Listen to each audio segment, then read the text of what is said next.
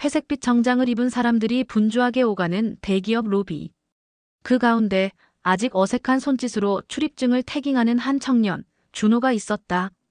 신입사원 티를 벗지 못한 그는 회의실 앞을 지날 때마다 고개를 조심스레 숙였고 동기들 앞에서는 미소를 지으려 애썼다. 오늘도 실수 없이 하루를 버텨내는 것이 그의 목표였다. 그 무렵 준호의 어머니 장수진은 조용한 집안 부엌에서 반찬을 만들고 있었다. 고운 손놀림으로 소불고기를 볶고 장아찌를 곱게 담아낸다. 그녀는 오랫동안 글로벌 물류회사를 이끌던 전략 컨설턴트였지만 지금은 일을 잠시 쉬며 평범한 일상을 보내고 있었다. 하지만 그녀의 마음속엔 늘 아들에 대한 미안함이 남아 있었다. 바쁜 일에 쫓겨 제대로 도시락 한 번 챙겨주지 못했던 수년간을 떠올리며 그녀는 이번만큼은 조용히 응원하고 싶었다. 며칠 전 준호와 나눈 짧은 통화가 자꾸 귓가에 맴돌았다. 밥은 잘 챙겨 먹고 다니냐? 그럼. 회사 밥도 먹을 만해. 그래도 엄마가 한번 도시락이라도 싸주면 좋을 텐데. 됐어. 바쁠 텐데 뭐하러. 아들의 그 말이 머릿속을 떠나지 않았다. 그녀는 스스로 다짐했다. 바빴다는 말로 미뤄왔던 걸 이제는 실천해야겠다고. 회사 앞까지만 가보자. 괜히 불편할까봐 안에는 안 들어갈 거야. 수지는 혼잣말로 자신을 다독였다. 도시락 가방을 손에 쥐고 현관을 나서는 그녀의 얼굴엔 설렘과 약간의 긴장감이 엷게 떠올랐다. 차에 올라탄 수지는 클래식 음악을 틀며 운전대를 잡았다. 봄 햇살은 창문 너머로 따사롭게 들어왔고 그녀의 얼굴을 은은히 비추었다. 아들의 회사를 향한 그 발걸음은 어쩌면 그녀가 엄마로서 조금 늦게 시작하는 응원일지도 몰랐다. 준호는 그 시간 회사에서 상사의 지시에 따라 바쁘게 움직이고 있었다. 자신을 향한 어머니의 발걸음을 알리 없는 그는 오늘도 실수하지 않기 위해 모니터 속 숫자에만 집중하고 있었다. 이날은 그저 평범한 하루처럼 시작되었지만 이모자에게 아주 오래도록 잊히지 않을 날이 될 예정이었다. 도시락 가방을 조심스레 안은 채 수지는 H그룹 본사 건물 앞에 도착하였다. 평범한 점퍼와 면바지, 편한 운동화 차림이었다. 단정했지만 어디까지나 엄마로서의 복장이었다. 그녀는 출입과 보안 초소로 다가갔다. 가벼운 미소를 띤 채 조심스럽게 입을 열었다. 안녕하세요. 아들 도시락 좀 전해주려고요. 박준호 사원인데요. 하지만 경비원은 표정을 굳히며 손을 들어막았다. 택배는 정문 접수로 부탁드려요. 사원 부모님이어도 사전 연락 없으면 출입 어렵습니다. 말끝엔 무심함이, 눈빛엔 경계심이 묻어 있었다. 그때 안에서 퇴근 중이던 한 남성 직원이 이 대화를 듣고 다가왔다. 수진을 슬쩍 위아래로 훑어본 그는 웃으며 말했다. 택배 아줌마 아니셨어요? 요즘 외부인들 너무 쉽게 들어오시네요. 수지는 당황했지만 곧 침착하게 고개를 숙였다. 불편하게 해드릴 생각은 없었어요. 그냥 제가 그만 가볼게요. 도시락을 든 채 조용히 돌아서는 그녀의 뒷모습에 그들은 관심조차 주지 않았다. 차로 돌아가는 길, 수진의 눈가엔 슬며시 그림자가 드리웠다. 몇 년 전 수많은 회의실을 누비던 자신은 없고 지금은 그저 출입을 제지당한 누군가의 엄마로만 보였던 그 순간. 가슴속 깊은 곳에서부터 조용히 모욕감이 번져나갔다. 그리고 그 모든 사실을 아들 준호는 전혀 알지 못한 채 하루를 마무리하고 있었다. 늦은 오후 집으로 돌아온 수지는 도시락 가방을 식탁 한편에 내려놓았다. 그대로 앉지도 못한 채 한참을 부엌에 서 있었다. 따뜻했던 반찬들이 이제는 식어 있었다. 그녀는 조용히 휴대폰을 꺼내 메일함을 열었다. 며칠 전 도착한 메일 하나. H그룹 물류혁신 프로젝트 중간 발표 일정 협의. 수지는 눈을 가늘게 뜨며 보낸 사람과 부서명을 다시 확인했다. 담당 부서는 다름 아닌 준호가 입사한 바로 그 부서였다.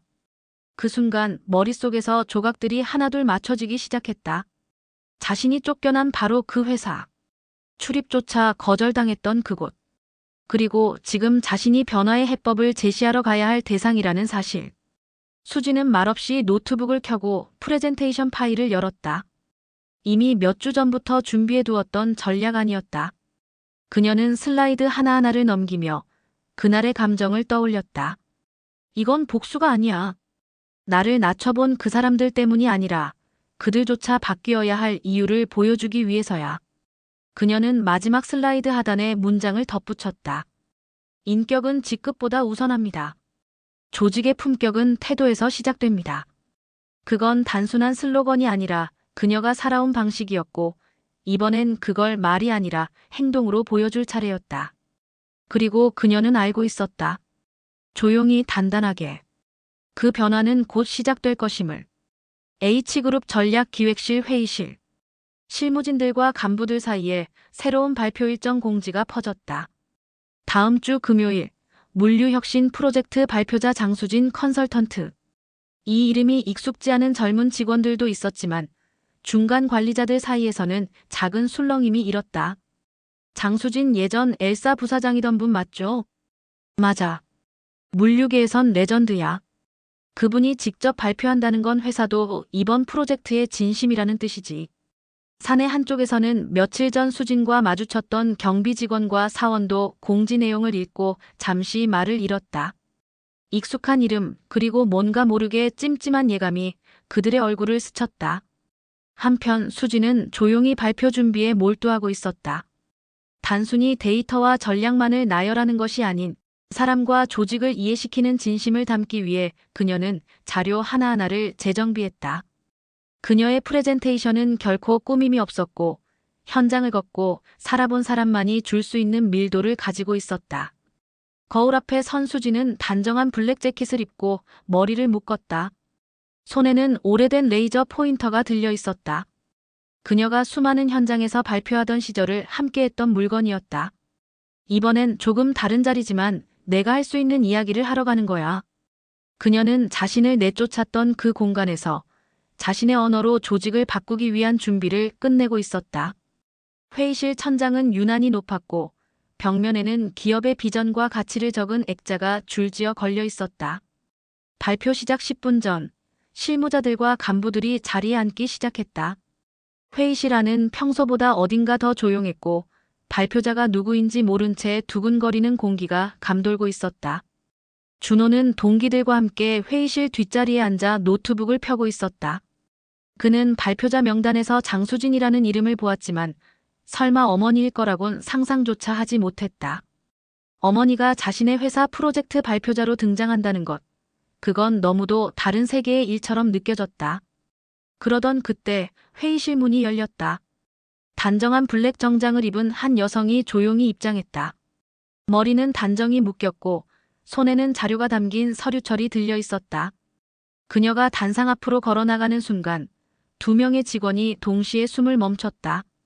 바로 며칠 전 수진에게 무례하게 굴었던 경비 직원과 남성 사원이었다.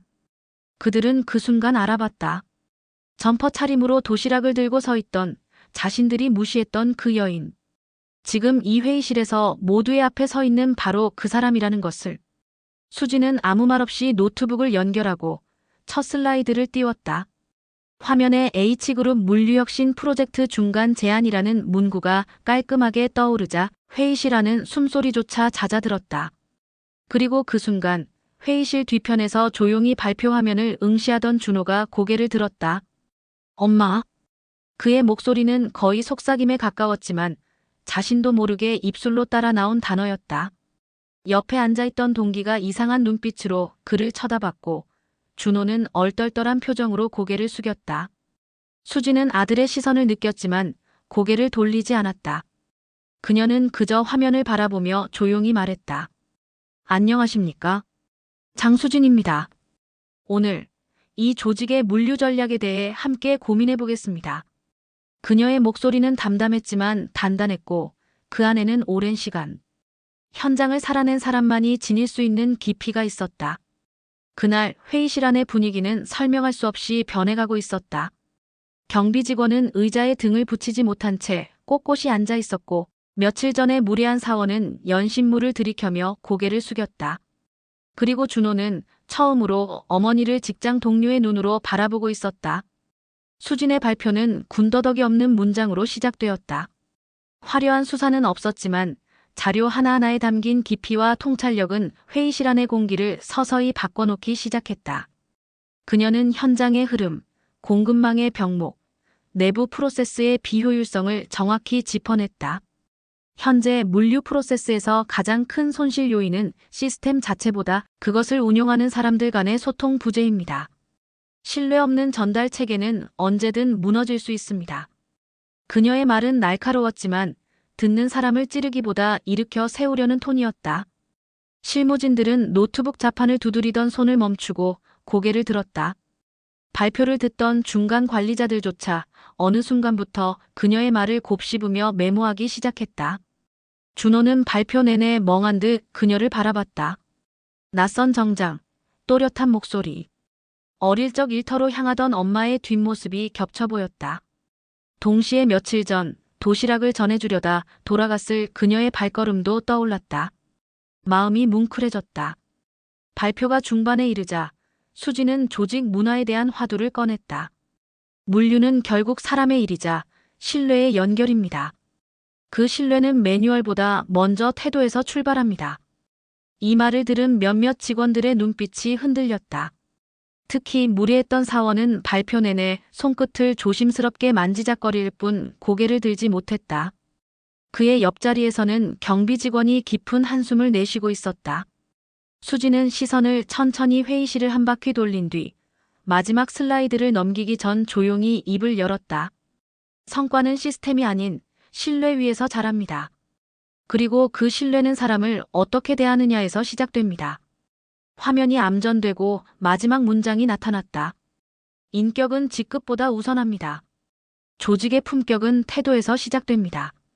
발표는 그렇게 끝이 났다. 누구도 박수를 치지 못했고 누구도 먼저 말을 꺼내지 못했다. 그 조용한 침묵 속에서 수지는 고개를 숙여 인사한 후 단상에서 내려왔다. 모두가 같은 생각을 하고 있었다. 오늘 들은 말은 단순한 전략이 아니라 지금 자신들에게 던져진 거울이라는 것을. 회의실을 나서는 수진의 걸음은 느렸지만 흔들림이 없었다. 복도 끝까지 따라오는 듯한 정적이 뒤따랐다. 그녀는 자신이 무슨 말을 했는지, 누가 어떤 표정이었는지를 곱씹지 않았다. 단지 진심을 담았다는 사실 하나만으로 충분했다. 수진이 회의실을 떠난 직후 조용하던 공간이 마치 숨을 돌리듯 웅성이기 시작했다. 간부들 사이에선 작은 탄식이 새어나왔고 실무진들은 아까의 문장을 휴대폰에 따로 적어두기까지 했다. 그날 오후 H그룹 전략기획실엔 긴급회의가 소집되었다. 사내 문화에 대한 문제 제기가 경영진 회의에까지 보고된 것이다. 본부장은 고개를 끄덕이며 말했다. 오늘 발표는 단순한 전략 제안이 아니라 우리 내부에 필요한 경고였습니다. 지금 이 조직에 가장 시급한 건 숫자가 아니라 태도입니다. 결국 회사는 조직 문화 개선을 위한 특별 태스크포스 TF 신설을 결정했다. 직급을 넘어 인격을 존중하는 조직이라는 사내 캠페인도 함께 출범했다. 그 첫 회의에는 경비팀장까지 포함되었다. 며칠 뒤 사내 포털에는 전 직원 대상 안내문이 올라왔다. 당신은 오늘 누구를 어떻게 대했습니까? 라는 문구로 시작되는 공지였다. 단순한 홍보성 메시지가 아니었다. 이 조직에 정말 변화가 시작되었음을 알리는 신호였다. 한편 회의실을 빠져나간 수지는 지하 주차장에서 조용히 차에 올랐다. 핸들 위에 손을 올린 채 한참을 말없이 앉아있던 그녀는 깊은 숨을 내쉰 뒤 창밖을 바라보았다. 차창 너머로 보이는 하늘은 청명했다. 그녀는 그 하늘 아래 도시락을 들고 서 있던 며칠 전 자신의 모습을 떠올렸다. 그리고 그날의 자신이 지금의 자신을 향해 미소 지어주는 것 같다고 느꼈다. 그녀는 시동을 걸었다. 아무 일도 없었다는 듯 조용히, 그러나 전혀 다른 기운으로. 한 달이 흐른 뒤 H그룹의 내부는 이전과 분명히 달라져 있었다. 경비실엔 방문객 응대 매뉴얼이 새로 붙었고 로비에서는 외부 방문객에게 먼저 인사하는 직원들이 보이기 시작했다. 부서 내 회의에서도 말투와 태도가 주제가 되는 일이 잦아졌으며 실무자들은 상사를 대할 때보다 동료를 대할 때 더 조심하는 눈치를 보였다. 가장 크게 달라진 건 바로 준호였다. 그는 이제 눈을 마주치며 인사하는 법을 배웠고 선배가 시키는 일에 무조건 순응하기보다는 의견을 내기 시작했다. 그의 변화는 어쩌면 누군가의 조용한 용기에서 비롯된 것임을 그는 알고 있었다. 부서 게시판 한쪽에는 아직도 수진의 마지막 슬라이드 문장이 붙어 있었다. 인격은 직급보다 우선합니다. 조직의 품격은 태도에서 시작됩니다. 그 문장은 더 이상 슬로건이 아니라 많은 이들의 행동을 바꾸는 기준이 되고 있었다. 그날 이후 수진은 다시 조용한 일상으로 돌아갔지만 사내엔 종종 그녀의 이름이 회자되었다. 그날 발표 듣고 나서 회의 분위기가 확 달라졌어. 나도 그 아줌마처럼 멋있게 나이 들고 싶더라. 그런 말들이 조직 곳곳에서 조용히 번져갔다. 주말 아침, 준호는 오랜만에 수진의 집을 찾았다. 수진은 주방에서 정갈한 찻잔을 꺼내고 있었다. 요즘 회사 분위기 좀 어때? 많이 달라졌어요. 진짜로요. 준호는 웃으며 말했다. 어머니는 조용히 고개를 끄덕였다. 두 사람 사이엔 말로 하지 않아도 전해지는 감정이 있었다. 엄마 덕분이에요. 아니야. 너희가 바꾼 거야. 창밖에는 봄 햇살이 고요하게 내려앉고 있었다. 수지는 그런 풍경을 바라보며 찻잔을 내려놓았다. 아주 작은 변화였지만 누군가는 그걸 시작해야 했고 그녀는 그 역할을 마다하지 않았다. 그리고 오늘도 누군가는 묻고 있을 것이다. 나는 지금 누구를 어떻게 대하고 있는가?